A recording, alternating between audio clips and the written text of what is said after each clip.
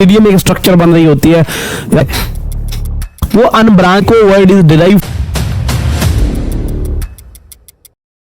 Hello everyone, हम लोग पढ़ रहे थे फंजाई के बारे में और आज हम बात करने वाले हैं डिफरेंट क्लासेस ऑफ फंजाई के बारे में। जैसे कि इसमें लिखा है फाइकोमाइसेटीज।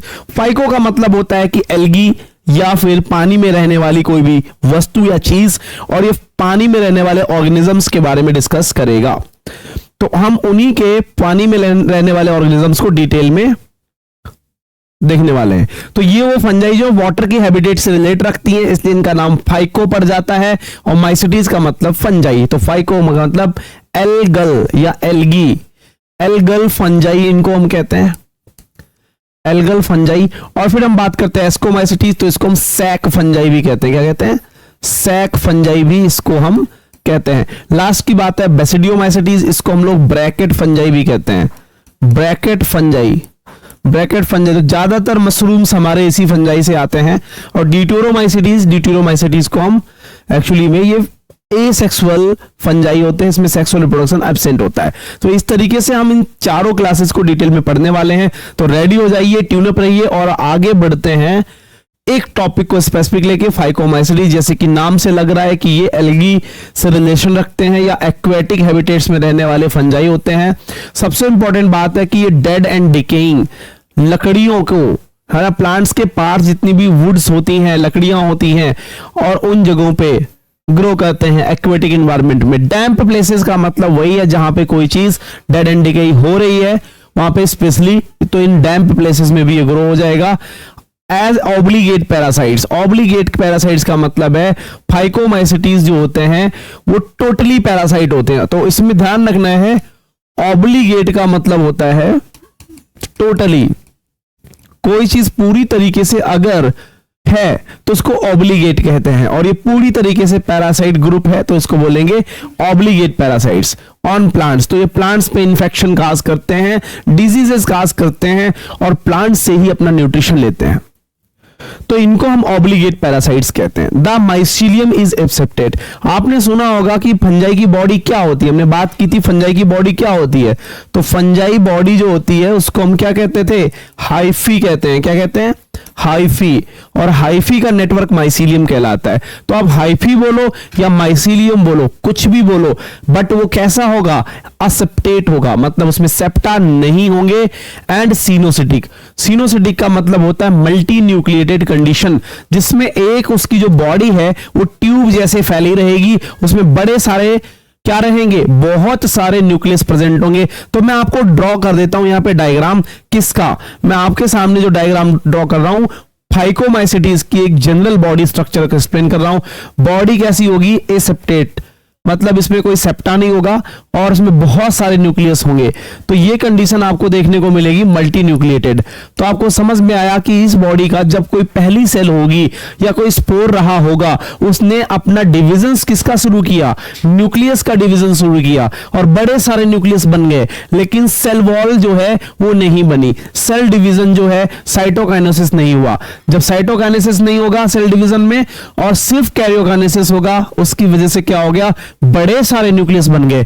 और एक और चीज आप क्या नोट कर रहे हो? तो फाइकोमाइसिटीज की ये जो हाइफी है, इसका जो ये हाइफी है वो अनब्रांच भी है, आपको देखने को मिला हाइफी ऑफ फाइकोमाइसिटीज। तो फाइकोमाइसिटीज का हाइफी आपको कैसा देखने को मिल रहा है?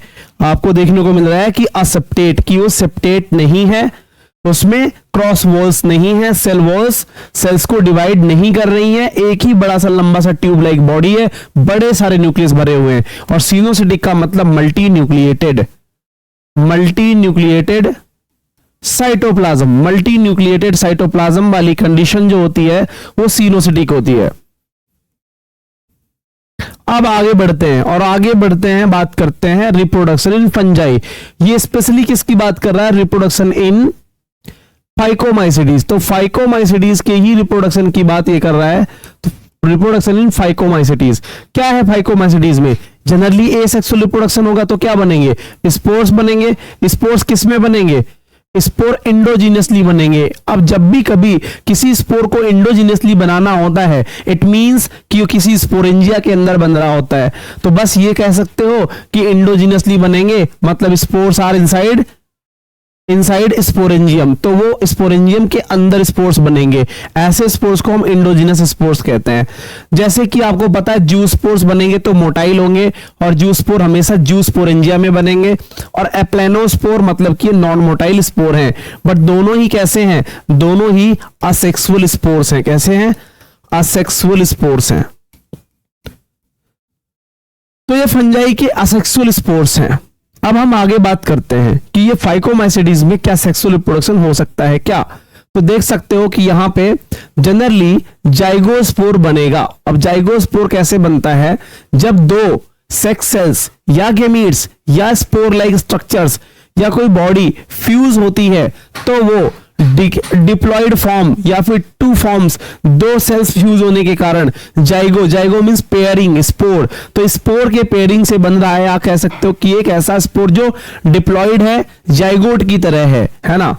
तो ये फ्यूजन ऑफ टू गैमीट्स, जब भी दो गैमीट्स फ्यूज करते हैं तो जाइगोस्पोर बनता है।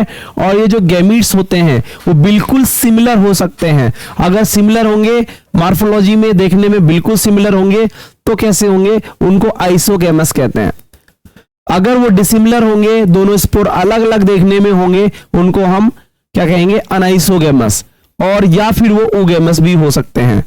स्पोर्स की जानकारी के लिए यहां पे देखो कि अगर कोई स्पोर बिल्कुल एक जैसे हैं तो आइसोगैमस होगा, आइसोगैमस गैमीट्स होंगे। और अगर वही चीज जैसे यहां पे लिखा these gametes are similar in morphology isogamous, dissimilar in morphology anisogamous. Oogamous में क्या हो रहा है, ओगैमस में हो जाएगा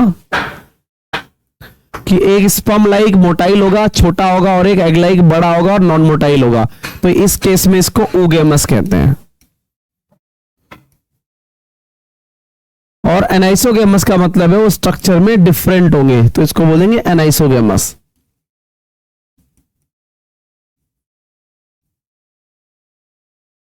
क्लियर है। अब हम बात करते हैं इससे क्या क्या एग्जांपल्स हो सकते हैं। तो फाइकोमाइसीटीज में आपने देखा होगा डेड एंड डिकेइंग प्लेसेस में जनरली अगर आप गाय या एनिमल्स के किसी के भी एक्सक्रीटा को देखो तो उस पे ये जनरली म्यूकर ग्रो हो जाता है। तो इसको हम कहते हैं कोप्रोफिलस। कोप्रोफिलस मतलब ये म्यूकर जो है ये कोप्रोफिलस है, और बहुत सारे एनिमल्स के एक्सक्रीटा पे, स्पेशली काऊ के डंग पे ग्रो होता रहता है। राइजोपस, राइजोपस को हम ब्रेड मोल्ड भी कहते हैं, है ना, ब्रेड मोल्ड कहते हैं। और ये किस पे ग्रो हो जाती है, हमारे मॉइस्ट इन्वायरमेंट में रखी हुई रोटियों पे ये ग्रो हो जाते हैं, ब्रेड्स पे ग्रो हो जाते हैं, है ना। लास्ट में एक और एग्जांपल है एल्ब्यूगो। तो एल्ब्यूगो एक व्हाइट रस्ट काज करने वाली मस्टर्ड क्रॉप्स में, मस्टर्ड के प्लांट्स के रूट्स पे, नहीं मस्टर्ड्स के प्लांट्स के लीव्स पे क्या करती है, स्पॉट्स बनाती है, व्हाइट स्पॉट्स। तो किसानों को बड़ा नुकसान हो जाता है उससे, उनका प्रोडक्शन काफी लो हो जाता है। सरसों का साग या फिर ऑयल सीड आप जानते हो ना, मस्टर्ड ऑयल, तो जिस भी प्लांट से मिलता है उस प्लांट्स की लीव में ये क्या कर देते हैं, इन्फेक्शन कर देते हैं। इसलिए बोला गया पैरासाइट्स ऑफ मस्टर्ड। तो ध्यान रखना, albugo is parasite of mustard, mucor growing on the dung and dunk etcetera, animal excreta. And rhizopus जो होता है ये ब्रेड मोल्ड होती है जो हमारी रोटियों पे लग जाती है। हालांकि और बहुत सारे फूड आइटम्स में भी राइजोपस ग्रो हो जाता है। आगे बात करते हैं कि यहाँ पे हमारे सामने एक और कंडीशन है एस्कोमाइसीटीज। तो जनरली मैंने कहा था इसको सैक फंजाई कहते हैं, क्योंकि ये मोस्टली तो मल्टीसेलर होती है, लेकिन रेयरली इसमें एक यूनिसेलर ऑर्गेनिज्म भी मिल जाता है। तो आपको पता होना चाहिए एस्कोमाइसीटीज में ईस्ट आता है, सैक्रोमाइसिस सेरीवेसी। सैक्रोमाइसिस सेरीवेसी से आप अल्कोहल प्रोडक्शन करते हो, उसी से ब्रेड एंड बेकरी इंडस्ट्री भी टिकी हुई है उसी पे। तो ऐसे और ईस्ट के बड़े सारे फायदे भी और भी तरीकों से उसको यूटिलाइज किया जाता है। तो आप ये कह सकते हो कि ईस्ट जो है अपने आप में एक रेयरली यूनिसेलर कंडीशन वाली सिचुएशन में आती है, जिसमें सारे के सारे बॉडी तो मल्टीसेलर हैं, बट ईस्ट एक ऐसा एस्कोमाइसीटीज का मेंबर है जो कैसा है, यूनिसेलर है। यूनिसेलर फंजाई भी यही है। तो बस आगे देखते हैं कि ये सेप्रोफिटिक हो सकती है, मतलब डेड एंड डिकेइंग प्लेसेस पे या किसी भी सुगर सोल्यूशन में जनरली ग्रो ही हो जाता है, सेप्रोफिटिक नेचर होता है। डिकम्पोजर, आप देखोगे कि बहुत सारा मटेरियल, ऑर्गेनिक मटेरियल, चाहे कूड़े का ढेर हो या फिर घर की पीलिंग हो, जैसे हम लोग छीलते रहते हैं बहुत सारे सब्जियों और फलों को, उन सारे कचड़े को भी सड़ाने में किसकी हेल्प ली जाती है? तो डिकम्पोजर्स। तो ये एस्कोमाइसिटीज के मेंबर डिकम्पोजर्स भी हो सकते हैं।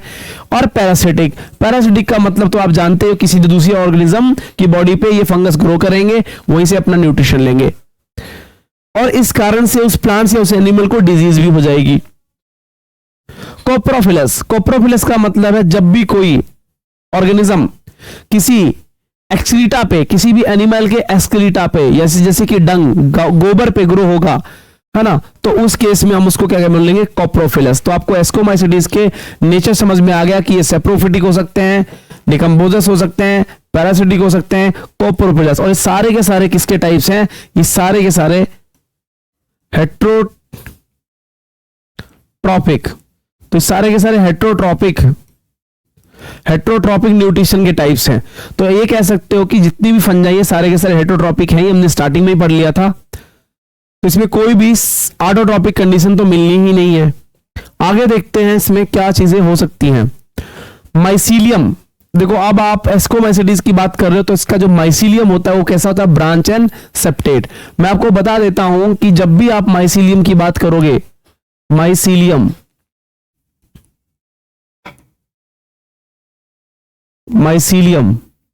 चलो, जो माइसीलियम की जब भी बात करोगे, तो अगर आप फाइकोमाइसिटीज की बात करोगे, तो फाइकोमाइसिटीज में माइसीलियम कैसा था? फाइकोमाइसिटीज, तो फाइकोमाइसिटीज में माइसीलियम एसेप्टेट एंड अनब्रांच था। लेकिन बाकी सबका कैसा होगा? ब्रांच एंड सेप्टेट होगा। तो इतना याद रखना, all the fungi have branch and septate mycelium, but सिर्फ फाइकोमाइसिटीज में एसेप्टेट और अनब्रांच होगा। तो बाकी सब में ब्रांच एंड सेप्टेट लगता चला जाएगा। एसेक्सुअल स्पोर्स बनेंगे एस्कोमाइसिटीज में। कैसे बनेंगे? उनको हम कोनिडिया कहते हैं। और आपको पता है कोनिडिया जो होते हैं, कोनिडियोफोर नाम की फ्रूटिंग बॉडी पे ग्रो होते हैं। तो कोनिडियोफोर पे क्या ग्रो होंगे? कोनिडिया पे ग्रो होंगे। और कोनिडिया कैसे हैं? किसी फ्रूटिंग बॉडी के या स्पोरेंजिया के अंदर तो प्रोड्यूस हो नहीं रहे, तो क्या होंगे? ऑब्वियसली एक्सोजीनसली प्रोड्यूस होंगे। तो ये सब एक्सोस्पोर्स होते हैं, जो किसी फ्रूटिंग बॉडी या स्पोरेंजिया के अंदर नहीं बनते हैं। तो ये कोनिडियोफोर पे लगते हैं कोनिडिया। आपने देखा होगा, एक डायग्राम ध्यान रख लेना कि इस तरीके से फंगस ग्रो हो रही होती है और उसका एक स्पेशल माइसीलियम बन जाता है, और उस स्पेशल माइसीलियम पे बड़े सारे कोनिडिया प्रोड्यूस हो जाते हैं इस तरीके से। तो ये चीजें जो हैं, ये पेनिसिलियम नोटेटम, अलेक्जेंडर फ्लेमिंग ने जो पेनिसिलिन नाम की ड्रग डिस्कवरी की थी, तो वो उस पे ही की थी। किस पे? पेनिसिलियम पे। और एस्परजिलस भी इसी तरीके से क्या करता है? कोनिडिया प्रोड्यूस करता है। तो आप ये समझ लो कि इसमें एसेक्सुअल स्पोर कौन सा होगा? कोनिडिया, जो कि एक्सोस्पोर्स होगा, और ये कोनिडियोफोर पे लगेंगे। कोनिडियोफोर ही इसकी क्या होती है? एक स्पेशल माइसीलियम होता है। तो कोनिडियोफोर क्या होता है? स्पेशल माइसीलियम या हाइफी। तो एल्गी का ये स्पेशल हाइफी होता है, कंटेन्स कोनिडिया। तो एग्जाम में क्वेश्चन भी आ सकता है, special mycelium of ascomycetes contains conidia, क्या कहलाओगे आप उसे? तो आपको कहना होगा दैट इज कोनिडियोफोर। तो conidia germination produce mycelium of new body organisation. जैसे ही अब ये सिंपल सी बात है, कोनिडिया बन गया, कोनिडिया क्या करेगा? फेवरेबल कंडीशन में जर्मिनेट करेगा और जर्मिनेट करके नई बॉडी बना देगा। तो कोनिडिया जो होते हैं नई बॉडी को बना देते हैं। इस तरीके से आप कह सकते हो कि एसेक्सुअल रिप्रोडक्शन इसमें होता है। किसके थ्रू? एसेक्सुअल स्पोर्स से। एसेक्सुअल स्पोर्स कौन से? कोनिडिया बनते हैं। किस पे लगते हैं? कोनिडियोफोर पे लगते हैं। कोनिडिया जर्मिनेट करके क्या बनाता है? नई जनरेशन की फंजाई को बना देता है, अगला ऑर्गेनिज्म फंजाई बना देता है। सेक्सुअल रिप्रोडक्शन भी होता है क्या? हाँ, सेक्सुअल रिप्रोडक्शन होगा। तो उसके लिए क्या होगा? एस्कोस्पोर्स बनेंगे, है ना, जो किसी इंडोजीनसली प्रोड्यूसर उनका प्रोडक्शन होगा। अब जैसे ही मैंने कहा कि ये एस्कोस्पोर्स बनेंगे और इंडोजीनसली बनेंगे, तो आपके मन में ये आना चाहिए कि एस्कोस्पोर्स इंडोजीनसली बनेंगे मतलब किसी स्पोरेंजिया के अंदर बनेंगे। तो यहां पे वही चीज है कि एक सैक लाइक स्ट्रक्चर होगी जिसको हम एस्कस कहेंगे, और प्लूरल हम उसको एस्की कहते हैं। तो सिंगुलर हम उसे एस्कस कहते हैं। तो एस्कस के अंदर क्या बनने वाले हैं? बड़े सारे स्पोर्स बनेंगे, जिनको हम क्या कहेंगे? एस्कोस्पोर्स। लेकिन ये एस्कोस्पोर्स किस लिए बन रहे हैं? सेक्सुअल रिप्रोडक्शन के लिए बन रहे हैं। तो इसलिए ध्यान रखना है कि दीज एस्की, ये जो एस्की होती है ये अरेंज हो जाती हैं, और अरेंज हो जाती हैं किस पे, फ्रूटिंग बॉडीज पे। तो एस्कोमाइसिटीज की फ्रूटिंग बॉडी क्या होती है, उसको बोलते हैं एस्कोकार्प, एस्कोकार्प कहते हैं। तो इतनी चीजें आप अगर रिमाइंड कर रहे हो, रिवीजन कर रहे हो, तो ध्यान रखना कि एस्की क्या है, प्लूरल एस्कस, बहुत सारे एस्कस को हम एस्की कहते हैं। एस्की के अंदर क्या होते हैं, एस्कोस्पोर्स होते हैं, और जो ये एस्की होते हैं ये किस पे लगे होते हैं, एक फ्रूटिंग बॉडी पे लगे होते हैं, और उस फ्रूटिंग बॉडी का नाम क्या है, एस्कोकार्प, उसे हम एस्कोकार्प कहते हैं। इस तरीके से हमको यहां पर, अभी हम इसके कुछ क्वेश्चंस भी करेंगे तो जल्दी समझ में आएगा।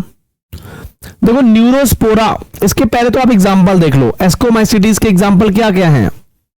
आप जब भी एस्कोमाइसिटीज को देखोगे तो इसके एग्जांपल्स क्या क्या हैं, Aspergillus, Penicillium, Claviceps, Neurospora, morals and truffles. फिर से समझो, ये सारी चीजें हैं। तो न्यूरोस्पोरा का यूज कहां होता है, न्यूरोस्पोरा का यूज किया जाता है बायोकेमिकल एंड जेनेटिक वर्क में। जेनेटिक वर्क का मतलब है जैसे भी आप रिसर्च एंड डेवलपमेंट की बात करते हो तो आप जेनेटिक्स का बहुत बड़ा रोल होता है। तो जब भी आप जेनेटिक्स रिसर्च करना चाहते हो, किसी भी ऑर्गेनिज्म के बारे में, क्रोमोसोम्स या जीन्स की स्टडी करते हो, बहुत सारे पैटर्न ऑफ प्रोसेस, जैसे आप ट्रांसक्रिप्शन, ट्रांसलेशन, ये सब देखना चाहते हो, तो ज्यादातर हम जो यूज करते हैं किसी ना किसी छोटे ऑर्गेनिज्म को यूज करते हैं, जनरली बैक्टीरिया या फिर कोई और चीज। उसी तरीके से न्यूरोस्पोरा को भी जेनेटिक रिसर्च में बहुत यूज किया जाता है। जैसे मॉरल्स एंड ट्रफल्स, तो मॉरल्स एंड ट्रफल्स वो फंजाई होते हैं जो एस्कोमाइसिटीज के मेंबर हैं, ये लास्ट वाले, लेकिन इसका काम क्या होता है, यूज्ड इन फूड्स। तो ये फूड में यूज किया जाता है एज डेलिकेसीज। डेलिकेसीज का मतलब होता है कि कुछ सॉफ्ट फूड आइटम्स को बनाने के लिए इनको यूज किया जाता है, डेलिकेसीज। तो ये ध्यान रखने की जरूरत है कि इनको हम एडिबल होते हैं, इन्हें खा सकते हैं, मॉरल्स एंड ट्रफल्स को, और इनको डेलिकेसीज में कंसीडर किया जाता है फूड आइटम्स बनाने के लिए। अब आगे देखते हैं एस्परजिलस। एस्परजिलस तो आपको पता ही है, एस्परजिलस नाइगर, ये इंफेक्शन काज करने वाली पैरासिटिक फंजाई है, ये पैरासिटिक फंजाई होती है। और आपको पता होगा पेनिसिलियम, तो इससे एंटीबायोटिक बनती है, एंटीबायोटिक्स बनती है, और एंटीबायोटिक्स कौन सी बनती है, पेनिसिलिन, पेनिसिलिन बनती है, जिसने वर्ल्ड वॉर सेकेंड के टाइम पे अमेरिका के लिए बहुत बड़ा रोल प्ले किया था। सोल्जर्स उनकी एंटीबायोटिक लेते थे और बहुत जल्दी ठीक हो जाते थे, युद्ध पे वापस लड़ने आ जाते थे। तो इस तरीके से इसका बहुत बड़ा एडवांटेजियस रोल रहा था अमेरिकन सोल्जर्स के लिए। क्लेविसेप्स एंड न्यूरोस्पोरा, तो क्लेविसेप्स और न्यूरोस्पोरा इसके और एग्जाम्पल है, याद रखना एस्कोमाइसिटीज के एग्जाम्पल्स बहुत इंपॉर्टेंट होंगे। नीट पॉइंट ऑफ व्यू से क्वेश्चन आएगा तो आपको कंफ्यूज कर सकता है। बेसिडियोमाइसिटीज को हम लोग जनरली मशरूम भी कहते हैं, ब्रैकेट फंजाई कहते हैं, हमने बात की थी। पफ बॉल्स, आपने खेतों में कभी भी देखा होगा, ज्यादा जब रेन हो जाती है तो बारिश में मॉइस्चर और ह्यूमिडिटी की वजह से, है ना, टेम्परेचर ह्यूमिडिटी की वजह से उनमें छोटे छोटे व्हाइट बॉल्स निकल आते हैं जमीन में, सॉइल में। तो जो सॉइल में ये निकल आते हैं उन चीजों को हम यहां पे पफ बॉल्स कहते हैं, पफ बॉल्स। तो मशरूम्स, ब्रैकेट फंजाई या पफ बॉल्स, ये सारी चीजें क्या हैं, बेसिडियोमाइसिटीज के कॉमन एग्जांपल्स हैं। क्या हैं, कॉमन एग्जांपल्स हैं, ठीक है। अब आगे बात करते हैं हम इनकी हैबिटेट के बारे में, कि आपके बेसिडियोमाइसिटीज ज्यादातर कहां रहने वाले हैं। तो बेसिडियोमाइसिटीज ज्यादातर आपको सॉइल में, लॉग्स का मतलब समझते हो, लॉग्स का मतलब होता है कि कुछ लकड़ी के टुकड़े होते हैं, उन पे ग्रो होता हुआ देखने को मिलेगा। जैसे आपने क्या देखा, कुछ जगह पे फर्नीचर बनाने वाली दुकान होती है, बड़ी सारी लकड़ियां वहां पे इकट्ठी होती हैं, उन सारी लकड़ियों पे ये लॉग्स या लट्ठे, लकड़ी के पार्ट्स जो होते हैं ग्रो होते रहते हैं, उन पे ये फंगस, बेसिडियोमाइसिटीज। मशरूम्स उन पे ग्रो हो जाती है। ट्री स्ट्रम्स, जब पेड़ को काट दिया जाता है तो उसके नीचे के पोर्शन को ट्री स्ट्रम कहते हैं, उन ट्री स्ट्रम पे भी ये ग्रो हो जाते हैं। डिफरेंट कलर के कई बार होते हैं, ज्यादातर व्हाइट होते हैं। फिर क्या है, लिविंग प्लांट बॉडीज पे भी ये ग्रो होते हैं, लेकिन जब लिविंग प्लांट बॉडी पे ग्रो होंगे तो आप कहोगे कि पैरासाइट्स होते हैं। मैंने कहा बिल्कुल सही, ये सारे के सारे पैरासाइट्स होते हैं। और इनमें क्या चीज होती है कि ये डिजीज काज करते हैं, रस्ट एंड स्मट्स, और ये दोनों क्या काज करते हैं, डिजीज काज करते हैं। तो जब भी कभी किसी पैरासिटिक फंजाई की बात होती है तो डिजीज काज कहते हैं, हमको डिजीज काज करने वाली फंजाई हो रही होती है बेसिडियोमाइसिटीज। और ऑब्वियसली इसका माइसीलियम कैसा होगा, मैंने कह दिया था, फाइकोमाइसिटीज को छोड़ के सारे एल्गी का माइसीलियम कैसा होता है, ब्रांच्ड एंड सेप्टेट होता है। एसेक्सुअल स्पोर जनरली क्या होते हैं, इसमें एब्सेंट होते हैं, नहीं पाए जाते, नहीं मिलते हैं। लेकिन इसमें वेजिटेटिव प्रोपेगेशन हो सकता है, वो कैसे होगा, फ्रेगमेंटेशन से होगा। लिविंग वर्ल्ड में ही ये चीज क्लियर हो गई थी कि बहुत सारे फंजाई फ्रेगमेंटेशन से क्या कर रहे होते हैं, एसेक्सुअल रिप्रोडक्शन कर रहे होते हैं। आगे देखते हैं, इनके सेक्स ऑर्गन्स एब्सेंट होते हैं। तो बेसिडियोमाइसिटीज में सेक्स ऑर्गन्स तो होते हैं एब्सेंट, लेकिन इनमें फ्यूजन ऑफ टू वेजिटेटिव और सोमेटिक सेल्स, मतलब इसकी अपनी बॉडी की कोई भी दो सेल्स अगर फ्यूज होंगी तो क्या बना देंगी, प्लाज्मोगेमी के प्रोसेस से क्या बना देंगी, डाइकैरियोटिक फेज बना देंगी। जैसे मान लो दो सेल थे, फ्यूज हुए, क्या बना देंगे, फ्यूज तो हो गए लेकिन न्यूक्लियस फ्यूज नहीं हुआ, तो इस फेज को क्या बोलेंगे, डाइकैरियन फेज बोलेंगे। तो यहां पे ये बन गया डाइकैरियन, और डाइकैरियन फेज कैसे बना, प्लाज्मोगेमी से। तो अभी जो ये प्रोसेस हुआ इसको क्या बोलेंगे, प्लाज्मोगेमी। तो सबसे पहले इसमें क्या प्रोसेस होता है, प्लाज्मोगेमी प्रोसेस होता है। उससे क्या बन जाता है, उससे डाइकैरियन बन जाता है। डाइकैरियन में फिर क्या होगा, कैरियोगेमी होगा, मतलब न्यूक्लियस का फ्यूजन हो जाएगा। पहले साइटोप्लाज्म फ्यूज कर गया, न्यूक्लियस नहीं फ्यूज हुए। कैरियोगेमी में क्या होगा, न्यूक्लियस फ्यूज कर जाएगा।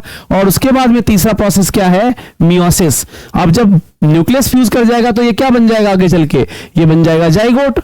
ये क्या बन जाएगा, ये बन जाएगा जाइगोट। अब इस जाइगोट में क्या होगा, मियोसिस होगा।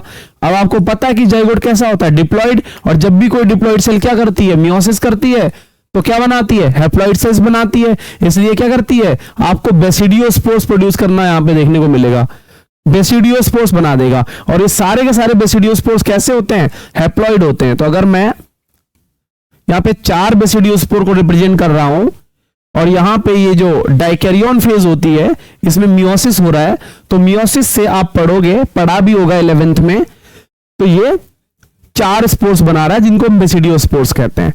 जिन बच्चे अभी 11th का ये सीरीज अगर पढ़ रहे, 11th वाले बच्चे अगर इस सीरीज को देख रहे होंगे तो ऑब्वियसली उनको अभी पढ़ने को मिलेगा। जब हम मियोसिस सेल साइकिल वाला चैप्टर पढ़ेंगे तो उनको पढ़ने को मिलेगा। अगर कोई नीट के प्रिपरेशन के लिए रिवीजन कर रहा है तो उसको काफी आसानी से समझ में आ जाएगा कि ये मियोसिस का मीनिंग होता क्या है। आगे देखते हैं कि बेसिडियोस्पोर्स जो होते हैं वो किसी स्पेशल स्ट्रक्चर के अंदर बनते हैं, और वो स्पेशल स्ट्रक्चर जो होती है बेसिडियम होती है। इसका मतलब आपको लगेगा कि ये बेसिडियम के अंदर बन रहे तो इंडोजीनस स्पोर होंगे, बट ऐसा है नहीं, क्योंकि बेसिडियम जस्ट एक स्ट्रक्चर है, कोई स्पोरेंजिया की तरह काम नहीं करता। तो बेसिडियम के अंदर एक्सोजीनसली ये प्रोड्यूस होते हैं। तो आप ध्यान रखना कि इसमें इंडोजीनसली कोई स्पोर नहीं बन रहे, इसमें एक्सोजीनसली स्पोर बन रहे हैं। और ये स्पोर भी कैसे हैं, सेक्सुअल रिप्रोडक्शन के बाद में बन रहे हैं। तो सेक्सुअल रिप्रोडक्शन के बाद में जो भी स्पोर बनेंगे कैसे होंगे, सेक्सुअल स्पोर्स बनेंगे। इसलिए बेसिडियोस्पोर, एस्कोस्पोर्स, ये सब कैसे हैं, सेक्सुअल स्पोर्स हैं। जब भी गैमीट्स का फ्यूजन हो जाएगा उसके बाद में कोई भी स्पोर बनेगा सेक्सुअल स्पोर बन जाएगा, जब तक कि वो स्पोर हैप्लॉइड बॉडी को ना बना दे। आगे बात करते हैं बेसिडिया। बहुत सारे बेसिडियम को हम क्या कह सकते हैं, कलेक्टिवली प्लूरल फॉर्म में बेसिडिया कहते हैं। और ये बेसिडिया क्या कर रहे होते हैं, अरेंज हो जाते हैं। और ये किस पे अरेंज हो जाते हैं, इनकी फ्रूटिंग बॉडीज पे। और जिस फ्रूटिंग बॉडीज पे अरेंज होते हैं उस स्ट्रक्चर या उस बॉडी को, उस फ्रूटिंग बॉडी को क्या कहते हैं, उसको कहते हैं बेसिडियोकार्प। तो याद रहेगा इतना। बेसिडियोमाइसिटीज के एग्जांपल देखो क्या क्या है। तो बेसिडियोमाइसिटीज के एग्जांपल कौन कौन से, एगेरिकस। आपने मशरूम तो खाई होगी, मार्केट में मिलती है पैकेट्स में भरी हुई व्हाइट कलर की एकदम। तो आप उस मशरूम को देखकर जान सकते हो कि ये एगेरिकस है। और एगेरिकस जो होती है इस एडिबल मशरूम है, काफी तरीके से लोग इसे पसंद करते हैं। अब जो एस्टिलेगोन पक्सिनिया है, ये कैसी है, पैरासिटिक फंजाई। कैसी है, पैरासिटिक फंजाई होती है। और ये पैरासिटिक फंजाई है तो क्या करेगी, पैरासाइट ऑफ प्लांट्स, तो प्लांट्स में डिजीज काज करती है। अस्टिलेगो जो होती है स्मट डिजीज काज करती है। तो उसमें देखा होगा आपने, गेहूं में ब्लैक कलर का स्पॉट, पूरी की पूरी जो गेहूं का वीट जो होता है उसका पूरा का पूरा जो फली पार्ट होता है ना, जिसमें उसके सीड्स लग रहे होते हैं, वो पूरा का पूरा एक्सेस ब्लैक हो जाता है, उसमें से पाउडर जैसी चीजें उड़ रही होती हैं, and that called the smut. उसी को हम स्मट कहते हैं। तो ये ब्लैक स्मट काज करता है अस्टिलैगो। पक्सिनिया एक फंगस होती है, नाम से लग रहा है इसका पक्सिनिया, तो पक्सिनिया बेसिडियोमाइसिटीज का एग्जांपल है, नेवर डाउट अबाउट इट, क्योंकि ये पैरासिटिक है और गेहूं में ही डिजीज करती है, जिसको हम रस्ट डिजीज कहते हैं। होता क्या है, गेहूं की पत्तियां ब्राउनिश रेडिश कलर की हो जाती है, ऐसा लगता है उसमें जंग लग गई है ना, रस्ट, इसीलिए उसको हम ब्राउन रस्ट या फिर रस्टिंग डिजीज कहते हैं। पक्सिनिया काज करती है। तो इन तीनों मेंबर को याद रखना, बहुत इंपॉर्टेंट मेंबर है किसके, बेसिडियोमाइसिटीज के। लेकिन ये सिर्फ 3 एग्जांपल्स नहीं है, मैंने इससे पहले भी आपको कुछ एग्जांपल्स बताए हैं। कौन से? कॉमन एग्जांपल्स, जिनको मत भूलना, mushrooms, bracket fungi, puff balls, ये 3 और भी ध्यान रखना, क्योंकि कई बार इनको भी एग्जांपल में रख देता है कंफ्यूज करने के लिए। आपको लगता है एगेरिकस, पक्सिनिया और अस्टिलैगो ही है, बट ऐसा नहीं। मशरूम, ब्रैकेट फंजाई और पफ बॉल्स भी बेसिडियोमाइसिटीज के अंदर आते हैं। तो इतना अगर आप क्लियरली रिवीजन कर पा रहे हो तो आगे बढ़ते हैं फिर।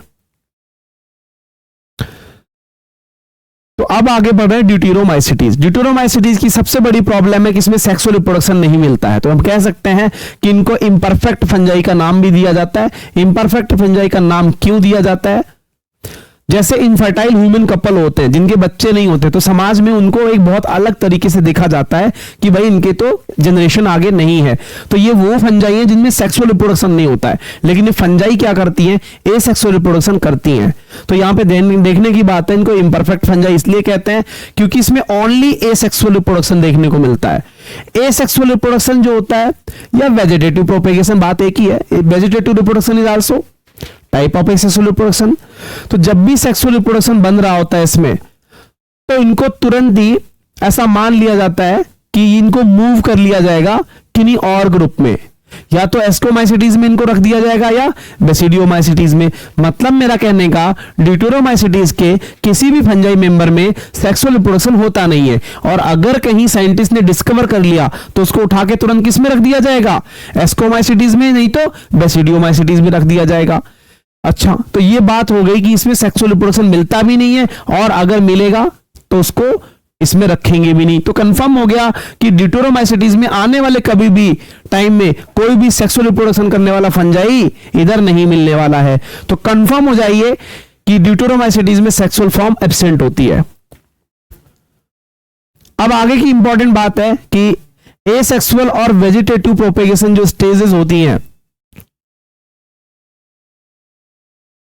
मतलब जितनी भी फंजाई में एसेक्सुअल और वेजिटेटिव रिप्रोडक्शन सिर्फ मिलता हो, चाहे वो कहीं की भी फंजाई हो।